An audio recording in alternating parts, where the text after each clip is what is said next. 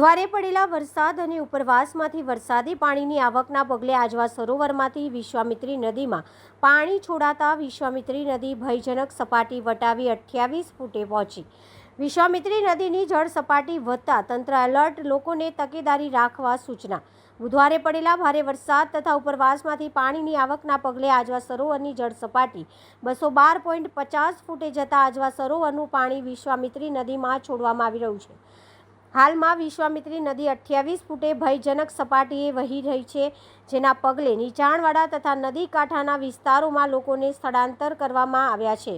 શહેરમાં પરિસ્થિતિ વિકટ બનવાના એધાણને પગલે એનડીઆરએફની એક ટુકડી પણ વડોદરાના સ્ટેન્ડ બાય કરવાનું નક્કી કરવામાં આવ્યું છે। વિશ્વામિત્રી નદીના પાણી શહેરમાં અનેક સ્થળે પહોંચે તેવી શક્યતાના પગલે જળચર જીવો, મગર તથા સરીસૃપ જીવો પણ શહેરમાં જોવા મળે તેવી શક્યતાઓ વચ્ચે લોકોને સતર્કતા વર્તવા તંત્ર દ્વારા જણાવ્યું છે। શહેરના કાલાઘોડા તથા મંગલ પાંડે રોડ સ્થિત વિશ્વામિત્રી નદીના વધતા જોખમી જળસ્તરને ધ્યાનમાં રાખીને પોલીસ તથા પ્રશાસન દ્વારા તકેદારીના પગલાં લેવામાં આવી રહ્યા છે। લોકોને આ રસ્તા પર ન જવા દેવાની તાકીદ સાથે રસ્તા બંધ કરવાની કવાયત હાથ ધરવામાં આવી છે।